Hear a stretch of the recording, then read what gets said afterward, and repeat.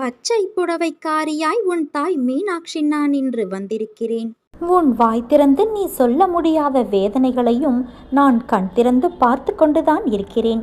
கவலைப்படாதே, நிச்சயம் உன் கவலைகளுக்கு முடிவை நான் தருவேன். உன் வாழ்க்கையை சுகமாக மாற்றுவேன். நம்பிக்கையை மட்டும் நீ எப்போதும் இழந்து விடாதே என் தங்கமே. எதிர்மறை எண்ணங்களை முற்றிலும் நீக்கிவிடு.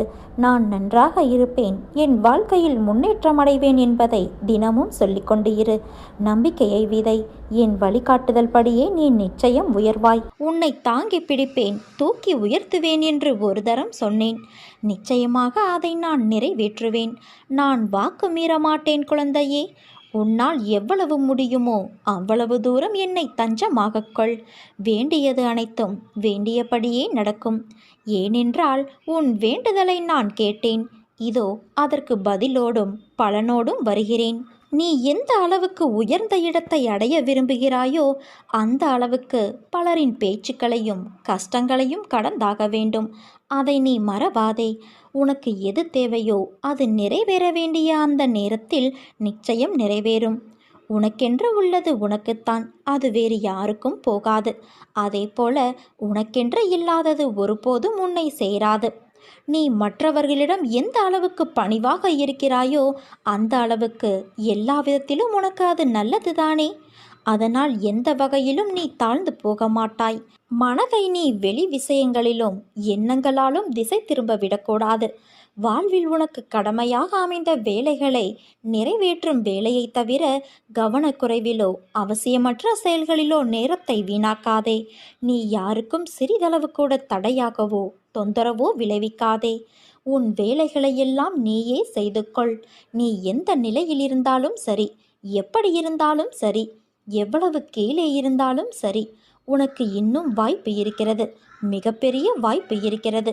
நீ மனது வைத்தால் உனக்குள் இருக்கும் எல்லாவற்றையும் நீயே சுயமாக சரி செய்து கொள்ள முடியும். உன் மனதின் சக்தி இந்த பிரபஞ்சத்தை விட பெரியது என்பதை நீ உணர்ந்து செயல்பட்டால் உன்னுடைய வாழ்க்கை இனிமையாக அமையும் குழந்தையே. நம்பிக்கையோடு நான் கூறும் வார்த்தைகளை பின்பற்று. அனைத்தையும் உன் அம்மா நான் பார்த்து கொள்கிறேன். நீ வெற்றியின் உச்சத்தை நிச்சயம் அடைவாய். நல்லதே நடக்கும். நீ என் ஆசிர்வாதமும் அன்பும் பெற்ற என் செல்ல பிள்ளை. யார் உனக்கு துன்பத்தை கொடுத்தாரோ அவர் இன்றைக்கு நிச்சயம் நன்றாக இருப்பதை போன்ற தோற்றம் உனக்கு தெரியும். கெட்டதை செய்கிற அனைவரும் நன்றாக இருக்கிறார்கள். நல்லதையே செய்கிற நான் மட்டும் கஷ்டப்படுகிறேனே என எரிச்சலோ கவலையோ படாதே. அவர்கள் காலையில் பூத்து மாலையில் வாடும் பூவை போன்றவர்கள். இப்போது உள்ள மேன்மையிலிருந்து கீழே தள்ளப்படுவார்கள். நீயோ விருட்சத்தை போன்றவர். நீ ஆள வேரூன்றி நிற்பாய். அநேக பேர் உன்னை ஏமாற்ற வந்தாலும் நீ அயர்ந்து போகாதே. எத்தனை இழப்புகள் வந்தாலும் சோர்ந்து போகாதே. நான் ஆழமாக வேர் விட்டிருக்கும் விருட்சம் என்று சொல்லிக்கொள். நீ மலர்களை மட்டும் அல்ல, கனிகளையும் தருவாய். அதன் மூலம் வருகிற நன்மை பலருக்கும் பயனாக இருக்கும். நாம் இன்று கஷ்டப்படுவதைப் போலத்தான் நம் எதிரில் இருப்பவரும் ஒரு நாள் துன்பத்தை அனுபவிக்கப் போகிறார் என்பது உனக்கு தெரிந்துவிட்டால் நிச்சயமாக அவர்கள் மீது நீ கோபப்பட மாட்டாய். அவர்களுக்காக நிச்சயம் பரிதாபப்படுவாய். இன்று நான், நாளை நீ என்று சொல்லிக்கொள்வாய். உனக்கு தவறு இழைத்தவரை பார்க்கும்போது இவரும் தண்டனைக்கு தயாராகிறார் என்பதை தெளிவாக தெரிந்து அவருக்காக பரிதாபப்படு.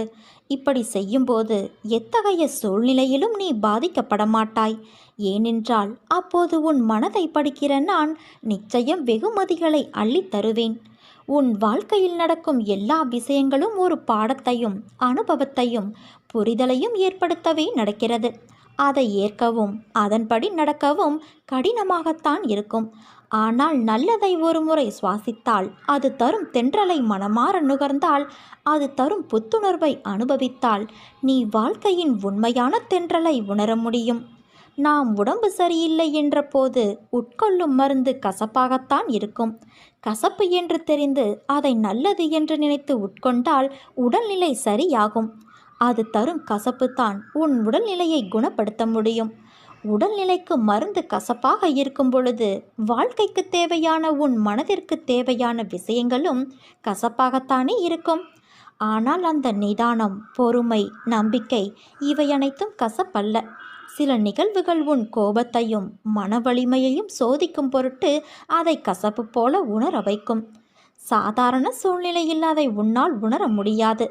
ஆனால் விதிவசத்தால் உனக்கு நிகழும் சூழ்நிலை இவை கசப்பான மருந்தாய் உன்னை உட்கொள்ள வைக்கிறது. உனக்கு எப்பொழுதும் என் துணை உண்டு என் குழந்தையே. உன்னை என் கருவறையில் வைத்து நான் பார்த்து பாதுகாத்து வருகிறேன். உன்னை விட்டு நான் விலகுவதும் இல்லை, உன்னை விலகி போகும்படி நான் செய்வதும் இல்லை. உனக்கு ஒன்று தெரியுமா? என் பிள்ளை ஏன் இப்படி கண்ணாடி துண்டு போல இருக்கிறாளே என்று நான் மிகவும் கவலைப்படுகிறேன். கண்ணாடியானது சிறிய தவறானாலும் கீழே விழுந்து உடைந்து போகும். அதன் தன்மை கொண்டது அது. அதே போல நீயும் இருக்கிறாய். யாராக இருந்தாலும் சிறியதாக உன்னை காயப்படுத்தினால் உன் மனம் உடைந்து போகிற அளவுக்கு நீ இருக்கிறாய். உன் தன்மையை மாற்ற நான் போராடி கொண்டு இருக்கிறேன். யாரானாலும் உன் மனதை ரணப்படுத்தி பார்க்க செய்யும் சிறிய சொல் சொன்னாலும் நீ அதை கண்டு கொள்ளாதே. அவர்கள் சொன்னால் அது உண்மையாகாது. அதனால் நீ அதை கண்டு கொள்ளாதே குழந்தையே. உனக்கு பக்கபலமாக நான் இருப்பேன். உனக்கான எல்லா வெற்றியும் உன் அன்னையான நான் உனக்கு தேடி தருவேன். என்றும் நான் உனக்கு துணை நிற்பேன். உன் விருப்பங்கள் நிறைவேற வேண்டும் என என்னை அன்போடு கேட்டுக்கொண்டதை உன் அன்னை நான் நிறைவேற்றப் போகிறேன். நீ எதற்காகவும் எந்த சூழ்நிலையிலும் கலங்காதே குழந்தையே. நீ என் உதவியையும் வழிகாட்டுதலையும் நாடினால் நான் உடனடியாக அதை உனக்கு தருவேன். ஒருவர் கஷ்டத்தில் இருக்கும்போது மனதார இவர் நன்றாக இருக்க வேண்டும் என நீ ஆத்மார்த்தமாக என்னிடம் பிரார்த்திக்கும் மனம் கொண்ட உன் எதிர்காலம் அருமையானதாக இருக்கும். நீ பிரார்த்திக்கும் அனைவரையும் நான் வாழ வைப்பேன். என்ன நடக்க வேண்டும் என்று நேற்று இரவு நீ பிரார்த்தனை செய்தாயோ அது நடப்பதற்கான சூழல் உருவாகப் போகிறது. நீ எதை கண்டும் அஞ்சி ஒதுங்கி இருந்தாயோ அது முடிவுக்கு வந்துவிட்டது. துணிவே துணையாக நீ புதிய முயற்சிகள் செய்ய போகிறாய். உன் முயற்சிகள் வெற்றி தரும். நீ இப்போது தொடங்கும் காரியங்களில் வெற்றியை முழுதாக அடுத்த 2 மாதங்களில் காணப்போகிறாய். உன் கடமைகளை நீ சரியாக செய்கிறாய். அதை உணராமல் குறை சொல்வது சிலரின் இயல்பு. அது உன் முன்னேற்றத்தை தடுக்காமல் பார்த்துக்கொள். உனக்கு நல்லது நடக்கப் போகிறது. உன் வாழ்க்கையில் நீ சிந்திய அத்தனை கண்ணீருக்கும் நான் கொடுக்கும் சீதனமாய் உனக்கான எல்லா அம்சங்களும் நிறைந்த எதிர்காலம் காத்து கொண்டு இருக்கிறது. நடப்பது அனைத்தும் நன்மைக்கே என்று நினை. நிச்சயம் நீ பூரண ஆசீர்வாதம் பெறுவாய். நான் உன்னை விட மாட்டேன். என் குணநலன்களை, என் மகிமைகளை, என் லீலைகளை எப்போதும் நினைப்பவர்கள் தாமரை மலர் மீது வண்டு மொய்ப்பது போல அவர்கள் என்னிடம் இருந்து பக்தியை வளர்த்து கொண்டே இருப்பார்கள். நீ நீயாக இரு. யாரையும் சார்ந்திருக்காதே. உனது வாழ்க்கையை நிர்ணயம் செய்தவள் நான். முதலில் நீ அனுபவித்து வந்த வாழ்க்கையும் சரி, இப்போது நீ அனுபவிக்கும் வாழ்க்கையும் சரி, இரண்டுக்கும் உள்ள வித்தியாசத்தை முதலில் உணர்ந்து கொள்ள முயற்சி செய். இப்போது அனுபவித்து வரும் அத்தனையும் நான் உனக்கு அளித்த ஆசீர்வாதம். எப்போதும் கவலை வேண்டாம். எதை அனுபவிக்க வேண்டுமோ அதை நீ அனுபவித்து விட்டாய். கடந்து வந்த பாதையில் நீ பார்க்காத துயரங்கள் இல்லை, ஏமாற்றங்கள் இல்லை. நீ விரும்பிய வாழ்க்கையையும் என்னால் மட்டுமே உனக்கு திரும்ப வழங்க முடியும். நீ வருத்தப்பட்டது போதும் குழந்தையே. உன்னை பார்த்து விலகியவர்கள் தேடி வரும் நேரம் இது. உன்னை தூற்றி பேசியவர்கள் தன் தவறை உணர்ந்து தேடி வரும் நேரம் இது. எதற்காகவும் எப்போதும் அஞ்சாதே. நான் உன் முன்னே அமர்ந்து கொண்டு இருக்கிறேன். நான் இருக்கும்போது நீ எதற்காக கவலைப்படுகிறாய்? தேவையற்ற குழப்பங்கள் வேறு. இதனால் நீ அதிக வருத்தத்தோடு இருக்கிறாய். உன்னை தினமும் வழி நடத்தி செல்லும் நான் அனைவரும் வியக்கும் வண்ணம் வாழ்க்கையில் உன்னை உயர்த்த மாட்டேனா? நிச்சயமாக நடத்தி காட்டுவேன். பொறுத்திருந்து பார். அன்பாக பேசு, அரவணைத்து பேசு. கோபம் கொடியது. அதை விட்டுவிட்டு என்னை பார், என் கண்களை பார். என்னை சரணாகதியடைந்தால் நான் உன்னை பாதுகாப்பேன் குழந்தையே.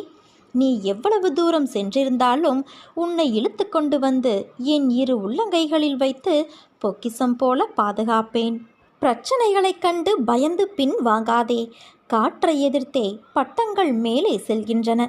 தோல்விகளால் அடிபட்டால் உடனே எழுந்துவிடு. இல்லையென்றால் இந்த உலகம் உன்னை புதைத்துவிடும். சோதிப்பது காலமாக இருந்தாலும் சாதிப்பது நீயாக இரு. தடைகள் பல வரலாம். தட்டி பறிக்க கூட்டமும் சில வரலாம். ஆனால் எதை கண்டும் அஞ்சாதே. துணிந்து நில். முன் வைத்த காலை நீ பின் வைக்கக்கூடாது. நீ எடுத்து வைக்கும் ஒவ்வொரு அடியும் வெற்றியின் படிகள்தான். வெற்றி என்பது உன்னை உலகிற்கு அறிமுகம் செய்வது. ஆனால் தோல்வி என்பது உன்னை உனக்கே அறிமுகம் செய்வது. தோல்வி உன்னை துரத்தினால் வெற்றியை நோக்கி நீ ஓடிக்கொண்டே இரு. உன் மதிப்பை முடிவு செய்ய வேண்டியது நீதான், உன்னை சுற்றி இருப்பவர்கள் அல்ல குழந்தையே. உன்னையே நீ நம்பு. ஒரு நாள் நிச்சயம் உயர்வடைவாய். தோல்வியிடம் வழி கேட்டுத்தான் நீ உன் வெற்றியின் வாசற்படிக்கு போக முடியும். நாளைய வாழ்க்கையை சிறப்பாக மாற்றுவது இன்றைய எண்ணங்களும் செயல்களும் தான் என் குழந்தையே. உன் வாழ்வில் சவால்கள் இல்லை என்றால் நீ வாழ்க்கையில் முன்னேறவில்லை என்றுதான் அர்த்தம். எதுவாக இருந்தாலும் சரி, மூழ்கி விடாதே, மிதக்க கற்றுக்கொள். உன் வருங்காலத்தை பற்றி நீ கவலைப்படாதே. உன் நிகழ்காலத்தில் நல்லவிதமாக நீ செயல்பட்டால் உன் வரும் காலம் தன்னால் மலரும். இறந்த காலமும் எதிர்காலமும் உனக்கு வேதனை ஏற்படுத்த முடியாது. ஏனென்றால் அவ்விரண்டும் இப்போது இல்லையே. நீ வேதனைப்படுவது உன் நினைவுகளாலும் கற்பனைகளாலும் தான். ஒரு மரத்தின் வலி, ஒரு விலங்கின் வலி, ஒரு மலையின் வலி, இந்த பிரபஞ்சத்தில் உள்ள அனைத்தின் வலியையும் உன் உடலின் வலி போல நீ உணர்ந்தால் இவ்வுலகில் உள்ள அனைத்தையும் நீ நலமாய் பார்த்து கொள்வாய். நீ செய்ய விரும்பும் விஷயத்திற்கு எல்லோருடைய சம்மதத்தையும் ஒருபோதும் பெற முடியாது. பெறவும் நீ முயற்சிக்காதே. அதனால் அதை பற்றி நீ கவலைப்படாதே குழந்தையே. வாழ்க்கை எல்லாவற்றிற்குமே ஒரு மாற்று வைத்துள்ளது. அது நமக்கு பிடித்திருக்கிறதா இல்லையா என்பதை பற்றியெல்லாம் அதற்கு கவலை இல்லை. சூழ்நிலைக்கு ஏற்ப நீ உன் மனதை திடப்படுத்த வேண்டும். 2 வார்த்தை பேச வேண்டிய இடத்தில் அதிகம் பேசுவது தவறு. ஆலோசனை கூறும்போது உன் கருத்தை பிறரிடம் கூறி சொல்வது தவறு. அதே போல நேர்மையாக பயணித்து தோற்பதும், முடிந்தவரை போராடிய பின் தோற்பதும் வெற்றி பெற்றதற்கு சமம் என்று அர்த்தம் கொண்டு மீண்டும் மீண்டும் முயற்சி செய். உனக்கு வேண்டியதை பிறரிடம் இருந்து எதிர்பார்த்தால் அது எப்போதுமே கிடைக்காது. உனக்கு வேண்டியதை நீதான் முயற்சி செய்து அடைய வேண்டும். வெற்றியா தோல்வியா என்பதல்ல வாதம். ஆடுகளத்தில் நீ இருக்கிறாயா என்பதை மட்டும் அடிக்கடி உறுதிப்படுத்திக்கொள். உயரை தொங்கும் மாங்காய்க்காக கல் உயர்த்தும் சிறுவனை கவனித்துப்பார். எரியும் கற்கள் தோல்வியை தழுவுகின்றன என்று கைவிட்டு போவது இல்லை. கடைசியில் ஒரு காயாவது அவன் கைகளில் விழும். அதுவரை அவன் களைப்படைவதில்லை, அவன் கரமும் மனமும். அதேபோல உன் தோல்விகளையே கற்களாக்கி கவனம் சிதறாமல் வெற்றி கனியை குறிப்பார்த்து எறிய கற்றுக்கொள். எத்தனை முறை கல்லெறியப்படுகிறது என்பதல்ல கணக்கு, கனி கைவசப்படுகிறதா என்பதில் இருக்க வேண்டும் உன் கவனம். வெற்றியை கொண்டாட எவராலும் முடியும். தோல்வியை ஏற்று துவளாது இருக்க ஒரு சிலரால் மட்டுமே முடியும். அந்த சிலரில் ஒருவனாக நீ இருந்தால் வெற்றி கோப்பை விரைவிலேயே உன் கையில் கிட்டும். வெற்றி முழக்கம் உன் வீட்டு வாசல் கதவை தட்டும். உன்னோடு உன் அன்னையான நான் இருக்கிறேன் என் குழந்தையே. இந்த உலகம் உன்னை கைவிட்டாலும், உறவு உன்னை வெறுத்தாலும், பெற்ற பிள்ளைகளை பகைத்தாலும், அக்கம் பக்கத்தினர் உனக்கு எதிராக மாறினாலும் நான் எப்பொழுதும் உனக்காக என்றும் என்றென்றும் ஆதரவாய் இருப்பேன். என் தங்கமே, நான் ஒருபோதும் எதையும் விலையில்லாமல் இலவசமாக பெறுவது கிடையாது. சீர்தூக்கி பாராது நான் யாரிடமிருந்தும் தட்சிணை பெறப்போவது இல்லை. எதிர்காலத்தில் கணிசமான அறுவடை செய்வதற்கே நீ இப்போது கொடுப்பதன் மூலம் விதைக்கிறாய். அதை நன்றாக நினைவில் வைத்துக்கொள். உன் வாழ்க்கையில் இதுவரை ஏற்பட்ட சோதனைகள் அனைத்தும் விலகி நன்மைகள் நடக்கும். வாழ்க்கையில் நீ கடக்கும் தூரம், சந்திக்கும் சூழ்நிலைகள் எல்லாம் இன்னும் நிறைய இருக்கும்போது நீ ஏன் இப்பொழுது இருக்கும் சூழ்நிலையிலிருந்து வெளியே வர மறுக்கிறாய்? உன் வாழ்வில் இன்னும் வியப்பூட்டும் அனுபவங்களும் ஆர்ப்பரிக்கும் சந்தோஷ உணர்வுகளும் நிறைய இருக்கிறது. அதையெல்லாம் நீ அனுபவிக்க வேண்டாமா? உலகில் தினமும் ஏதோ ஒரு வகையில் ஒவ்வொருவரும் அவமானம், ஏமாற்றம், தோல்வியுற்றதால் ஏற்படும் வேதனை, வலிகளை அனுபவித்து வருகின்றனர். வாழ்க்கையில் வெற்றி பெற நம்பிக்கையோடு இவற்றையெல்லாம் நீ எதிர்த்து போராடத்தான் வேண்டும். உன் வாழ்க்கை சோதனைகள் நிறைந்து மட்டுமே இருக்கும் என்று நீயே முடிவு செய்யாதே. ஒரு செடியின் அடித்தளம் திடமாக இருந்தால்தான் ஆரோக்கியமான மரமாய் அது உயர்ந்து நிற்கும். அதே போலத்தான் உன் வாழ்க்கையிலும். இதை மனதில் கொண்டு நீ செயல்படு. பிறர் உன்னை உதாசீனப்படுத்திய நிமிடங்கள், துரோகம், வஞ்சகத்தால் நீ சிந்திய கண்ணீர் அனைத்தும் வண்ணமயமான வெகுமதிகளாக உன்னை வந்து சேரப்போகிறது. இனிமேல் எல்லாம் ஏற்றம்தான். இது உன் அன்னையான என்னுடைய சத்திய வாக்கு.